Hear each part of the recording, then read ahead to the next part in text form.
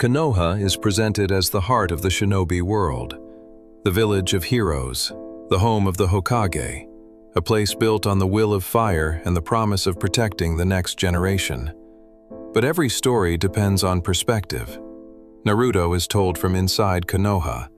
We see the village through the eyes of those who benefit from it, through those who survived because of it. From the outside, Konoha does not look like peace. It looks like power.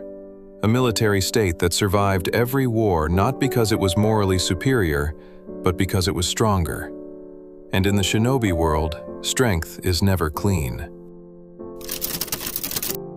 From the beginning, Konoha trains children to fight.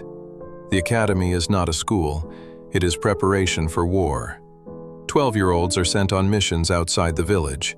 Genin become expendable. The Chunin exams are not celebrations. They are demonstrations of military strength disguised as tradition. Even the Jinchuriki system follows the same logic. Naruto was not protected because he was a child. He was controlled because he was a weapon. Konoha does not protect innocence. It organizes power. The Uchiha massacre was not the result of madness. It was the result of fear. Konoha isolated the Uchiha, monitored them, distrusted them, pushed them to the edge. When tension rose, the village did not seek reconciliation. It chose elimination. Itachi did not act alone. He acted under orders, under pressure, under a system that decided sacrificing one clan was acceptable if it meant stability. If Danzo is a monster, then Konoha built him. If Itachi is a tragic hero, then Konoha forced him into that role. The massacre was not an accident. It was policy.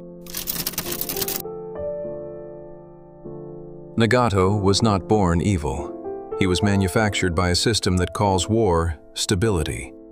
The hidden rain was never a rival to Konoha. It was a testing ground. The 5 great nations fought their wars on foreign soil, and then called it balance. When Leaf Shinobi killed Nagato's parents, they didn't do it out of cruelty.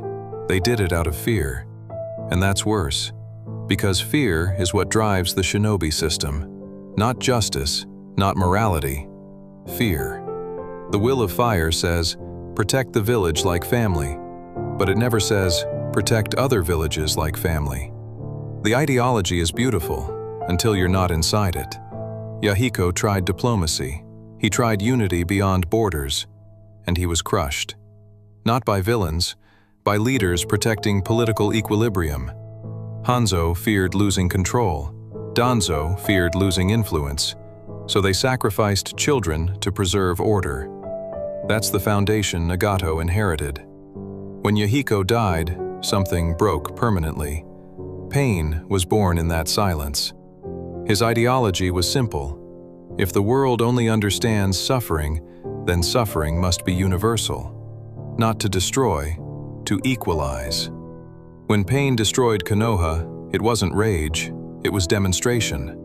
For decades, smaller nations buried their dead quietly. For one day, Konoha felt the same sky collapse. The difference? Konoha rebuilt. The rain never did. That's the imbalance. And that imbalance created pain. Here's the uncomfortable truth. The shinobi world doesn't eliminate monsters, it produces them. Hashirama built peace through power. Tobirama institutionalized control. Hiruzen preserved stability at any cost.